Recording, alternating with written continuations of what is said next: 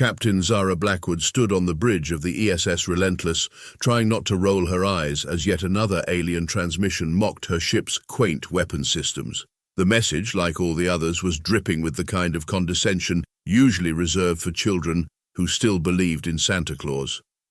"Oh look," she drawled to her XO, Commander Marcus Wong, "the Centaurians think our railguns are adorably primitive.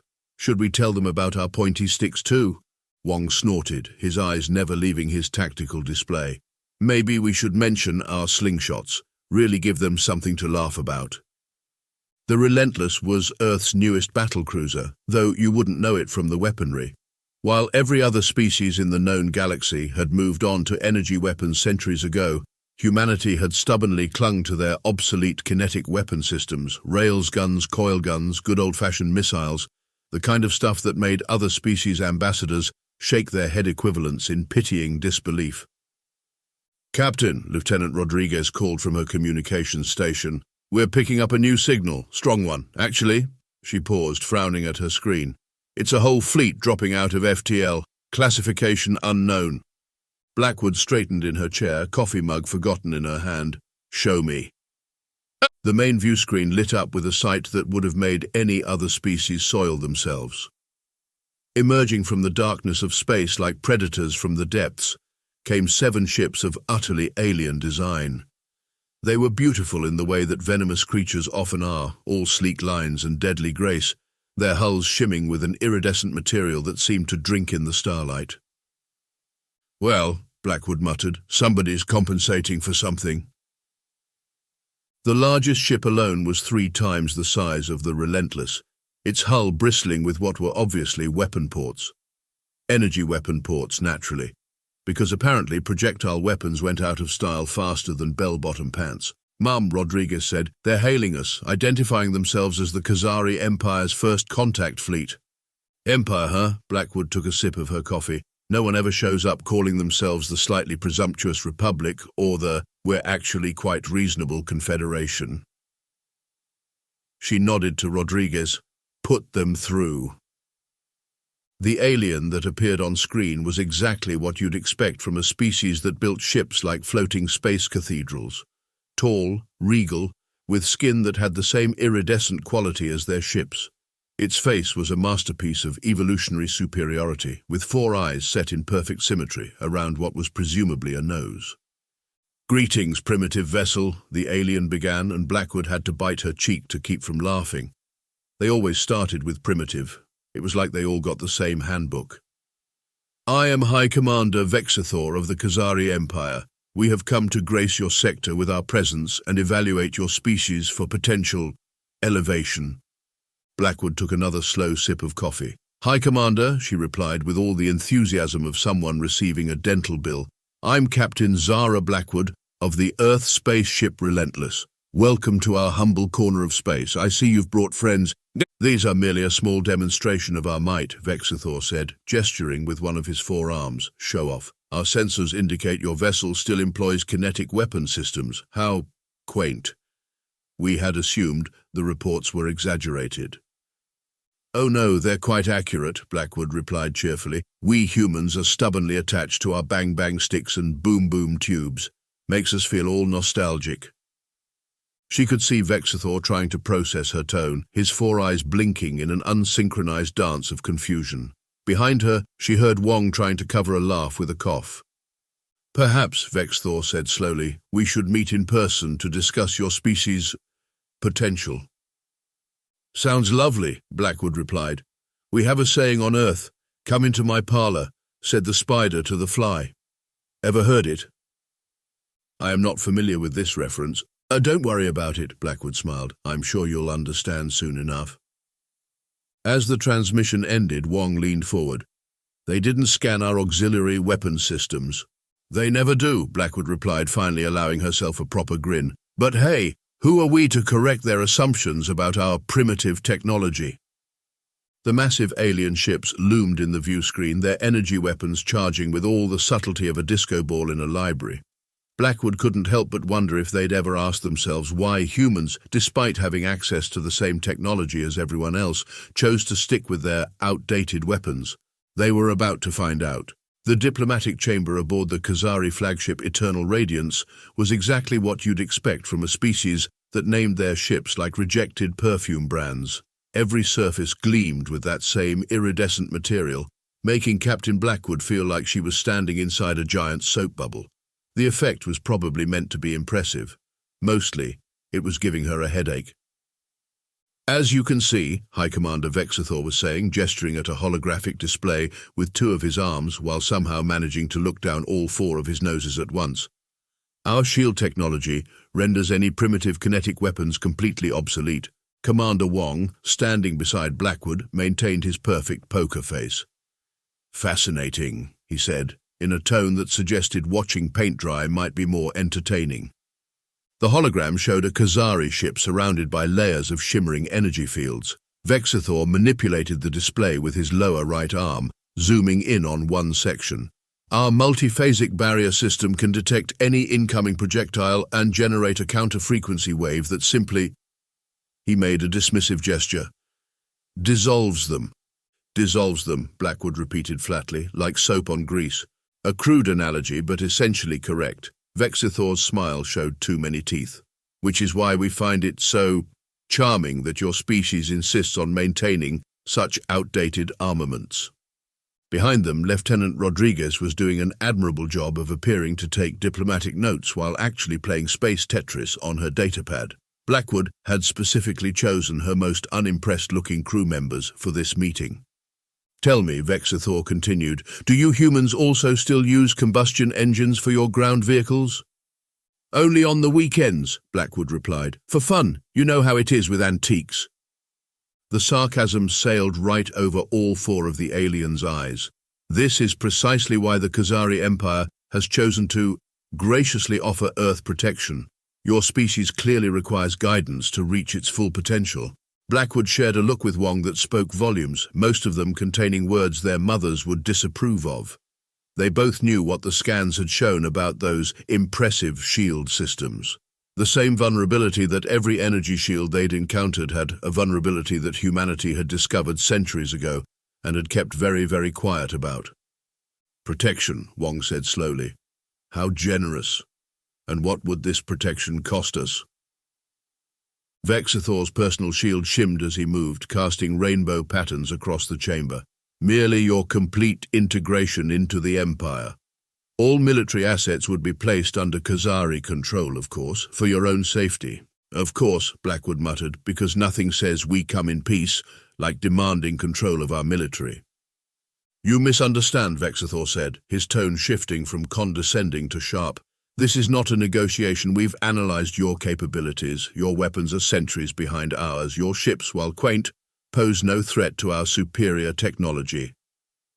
"Superior technology," Rodriguez piped up, not looking up from her notes. "Like that shield system that uses a standard oscillating frequency matrix?" The temperature in the room seemed to drop several degrees. Vexathor's four eyes narrowed simultaneously. "How do you know about the oscillation matrix?" Blackwood smiled. It wasn't a nice smile. "Oh, you know us primitive humans. We like to take things apart, see how they work. It's adorable, really." "Impossible," Vexathor snapped. "Our shield technology is beyond your comprehension. You couldn't possibly understand the way it creates a cascading energy field by synchronizing multiple barrier layers," Wong interrupted, "or how it uses quantum tunneling to redirect incoming energy weapons. That kind of incomprehensible stuff." The hologram flickered as Vexathor's hands clenched.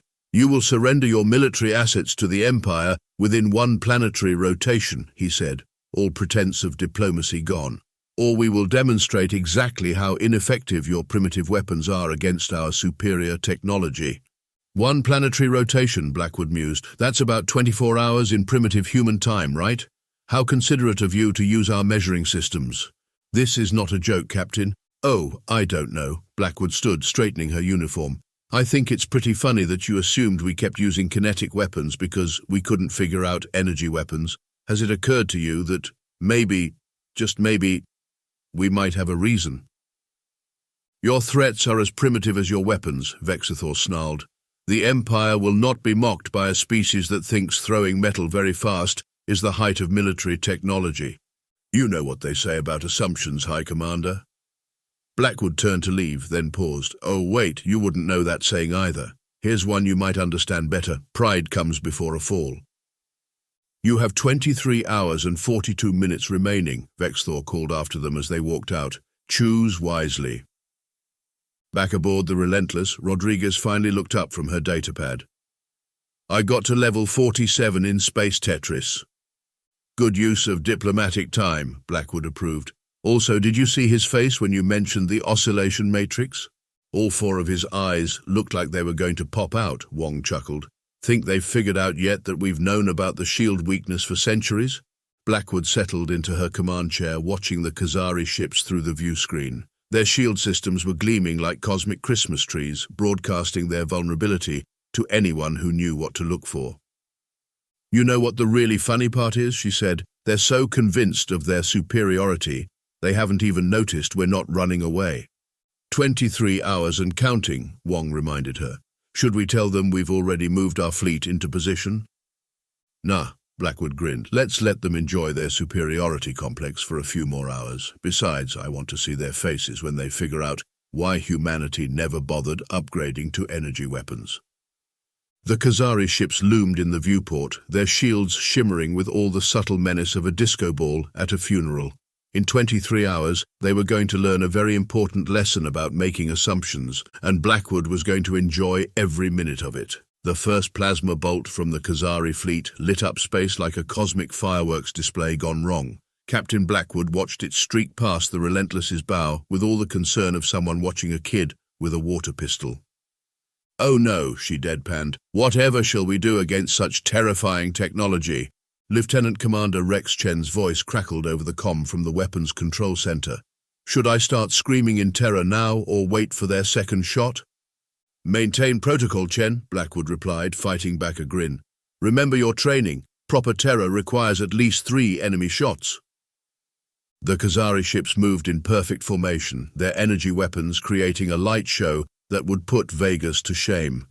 The human fleet, meanwhile, performed what could only be described as the worst attempt at evasive maneuvers since the invention of spaceflight. Their targeting systems must be confused by our incompetence, Wong observed, watching as another plasma bolt missed by a mile. They probably expected actual evasive patterns, not whatever this is. Chen's tactical genius was showing itself in full force. His strategy? Make the human fleet look like a bunch of drunk college students trying to parallel park in space. Ships wobbled uncertainly, thrusters fired at seemingly random intervals, and the formation looked like it had been designed by a cat, walking across a keyboard. Fascinating, Rodriguez commented from her station. They're actually slowing down their attacks. I think we've confused them. Message from the flagship, Wong reported. Your pathetic attempts at resistance only prove your technological inferiority. Surrender now, and we will be merciful. He paused. They added 3 exclamation points. 3 exclamation points? Blackwood shook her head. Now that's just unprofessional. The real beauty of humanity's obsolete weapon systems wasn't their simplicity. It was their fundamental nature. Energy shields, for all their fancy quantum mechanics and photonic barriers, had one critical weakness. They were designed to defend against energy weapons. The principle was simple. Fight fire with fire, or in this case, fight energy with energy. But kinetic weapons, they were literally just throwing things really, really fast. Remember that time at the academy, Chen's voice came through again, when Professor Zhang asked why humans stuck with railguns? Blackwood remembered. She also remembered the lecture that followed, about how humanity had discovered something incredible during their early shield experiments. The faster you made your energy shields, the worse they were at stopping physical objects. It was like trying to stop a bullet with a flashlight. Current shield analysis complete, Chen reported, his voice taking on that particular tone of someone trying not to laugh. They've actually increased power to their energy barriers. They think they're being clever. The Kazari fleet had arranged themselves in an attack pattern that probably looked very impressive in their tactical manuals. Their shields were at maximum power, creating overlapping fields of protection that would have been absolutely perfect against energy weapons. All ships reporting ready, Wong said quietly. Chen's unique formation has put us exactly where we need to be. What looked like a scattered, disorganized mess of human ships was actually a perfectly calculated firing solution. Each random movement had brought them into optimal position for what was about to happen next. You know, Blackwood mused, I almost feel bad about this. It's like they didn't even consider why a species would choose to keep using primitive weapons after developing energy technology. Message from High Commander Vexathor, Rodriguez announced. Your pitiful display only confirms our assessment. This is your final warning. How many exclamation points this time? 5. Now they're just being emotional. Blackwood straightened in her chair. Chen, are your gunners ready to show our friends why humans never upgraded our weapons? Ready and eager, Captain. Thompson in Gunnery 3 has been making airplane noises for the last 10 minutes. The Kazari ships hung in space, their shields gleaming with enough power to stop a small sun.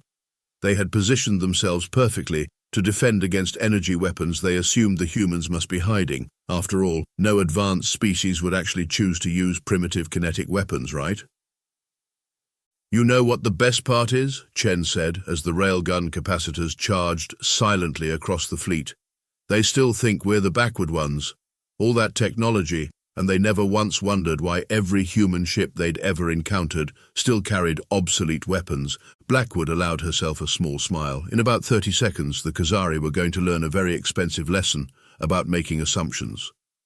Their mighty shields, calibrated to stop energy weapons, were about to face something much simpler, good old-fashioned tungsten rounds moving at a significant fraction of light speed.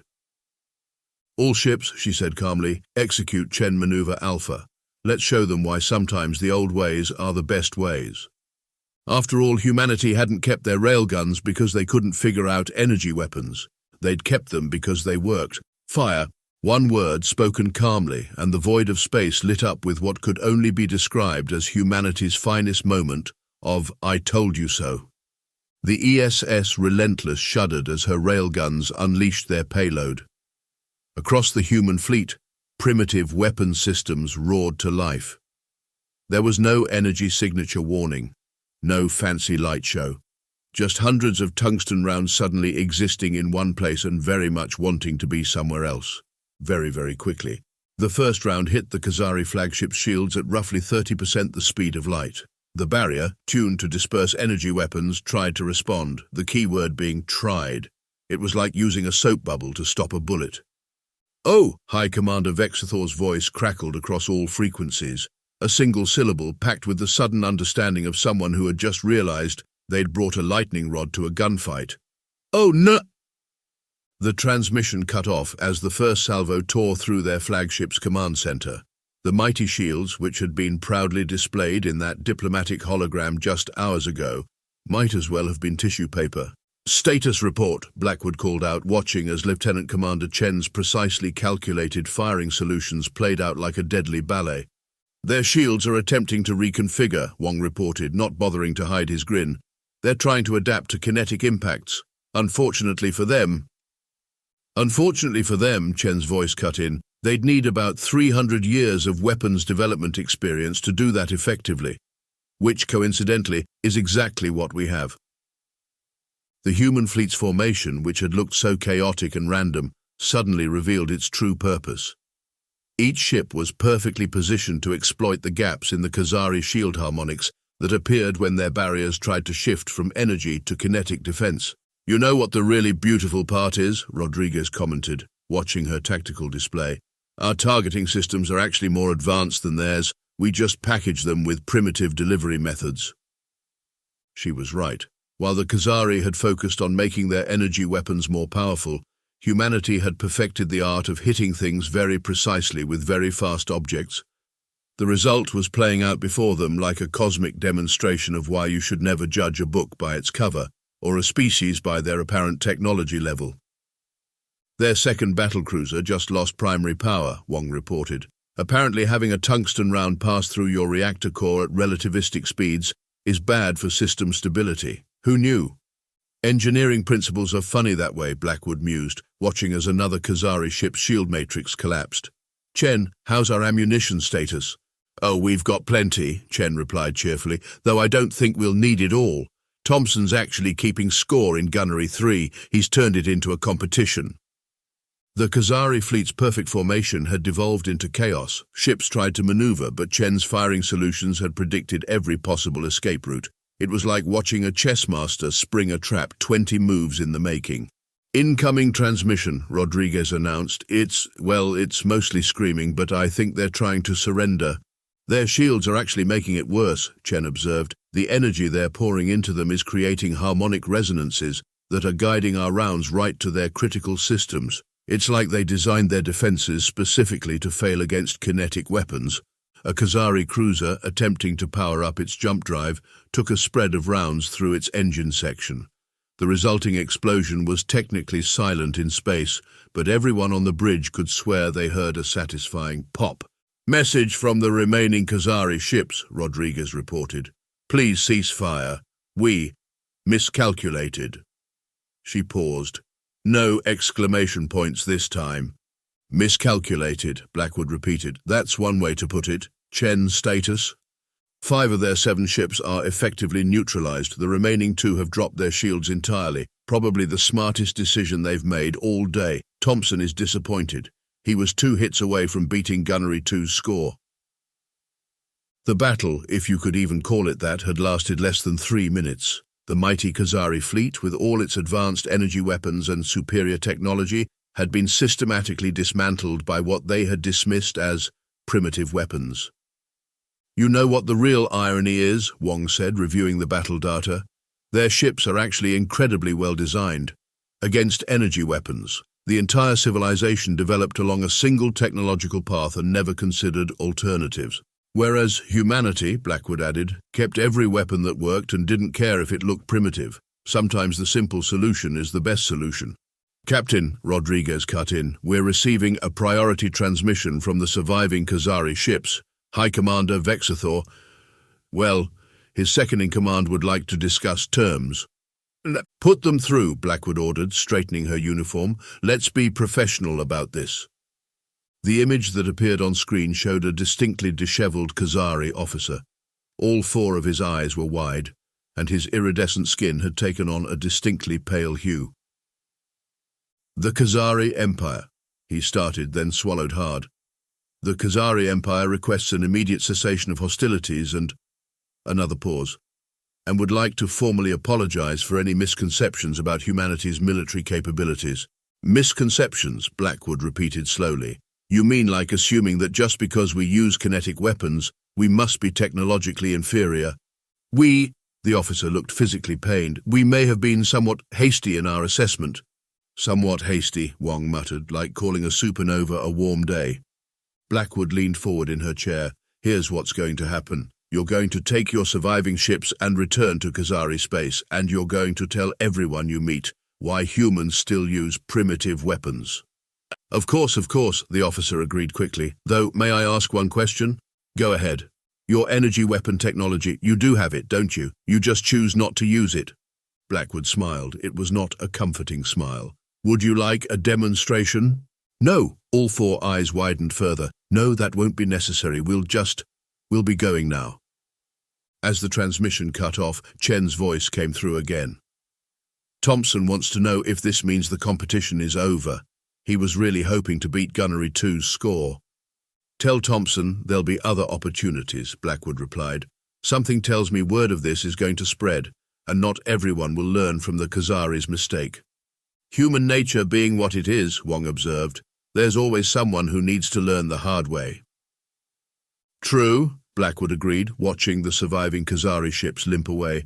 "But at least now they know, sometimes the old ways are the best ways, and underestimating primitive technology can be a very, very expensive mistake." 2 weeks after what was now being called the Great Kazari Humbling, Captain Blackwood sat in her ready room, reading through the flood of diplomatic messages with undisguised amusement. "Here's another good one," she called to Wong, who was sorting through his own stack of transmissions. "The Centaurian Confederation wishes to express its deepest respect for Earth's unique approach to military technology." They underlined unique 3 times. "That's nothing," Wong replied. "The Proxima Alliance just sent us a formal apology for calling our railguns charmingly obsolete last year. They included a gift basket." "Well, the alien equivalent." "I think it's a gift basket. Might be modern art." Rodriguez poked her head in. Captain, you're going to love this. Remember those Arcturus delegates who laughed at our missile systems? They just requested a joint military exercise. Apparently they want to, she checked her datapad, explore the strategic advantages of hybrid warfare approaches. Amazing how quickly primitive becomes innovative when you blow up someone's fancy fleet, Blackwood mused. She turned to her personal display, where a message from Earth Command was waiting. Oh, this is interesting. They're finally letting us unveil Project Thunderbolt. The energy weapon platforms, Wong raised an eyebrow. Thought those were classified for another decade. Apparently, Command thinks it's time to show everyone that we didn't stick with kinetic weapons because we couldn't figure out the alternatives. Blackwood grinned. Chen's going to be disappointed. He was enjoying everyone thinking we were technological underdogs. Speaking of Chen, Rodriguez interjected, he's finished compiling the battle analysis. The Kh'zari shields actually helped guide our rounds to their targets. Their own defensive technology made them more vulnerable. Perfect, Blackwood said, standing up. Send that to all our diplomatic channels. Mark it as educational material. She walked to the window, watching as repair crews worked on a damaged section of the Relentless. The damage hadn't come from the Kazari. They'd barely scratched the paint. No, this was from Thompson's enthusiastic celebration in Gunnery 3 when he finally beat Gunnery 2's score. Final message to the Kazari, Wong prompted. Blackwood's smile would have made a shark proud. Send this. The Earth Defense Force appreciates your recent contribution to our tactical database. Your shield technology provided excellent research data. As a gesture of goodwill, we've attached specifications for our basic railgun systems, the ones we considered outdated 50 years ago. Perhaps studying them will help you understand why we kept them. P.S. Those weren't our good ships. That's evil, Rodriguez said admiringly. Adding that last part will keep them up at night. Should we tell them about the energy weapon platforms? Wong asked. Eventually, Blackwood replied. But let's wait until the next species decides we're easy pickings because of our primitive technology. I want to see if anyone else makes the same mistake. A flash of light caught their attention. Through the window, they could see Earth's newest defense platform moving into position. Its sleek design concealed both state-of-the-art energy weapons and good old-fashioned kinetic systems. You know what the funniest part is, Blackwood said, watching the platform's weapon systems run through their calibration sequence. We tried to tell everyone. We published papers on the advantages of hybrid weapon systems, held seminars at galactic defense conferences, but everyone was so convinced that newer meant better. Human nature, Wong observed, or I guess alien nature in this case. Captain, Rodriguez interrupted, incoming message from the Kazari border. 3 more empires have requested technological exchange programs. They're specifically asking about our primitive but highly effective defense systems. Send them the standard response package, Blackwood replied. The one that starts with, sometimes the old ways are the best ways, and ends with the casualty figures from the Kazari encounter. As her crew dispersed, Blackwood looked one more time at the defense platform outside. Its energy weapons were perfectly capable of matching anything the Kazari had thrown at them. But there was something satisfying about the railguns mounted alongside them, something wonderfully reliable about a weapon that didn't care about shield harmonics or power fluctuations. Sometimes the simplest solution was the best solution, and if anyone else wanted to test that theory, well, Earth had plenty of tungsten rounds to spare, and now everyone knew it.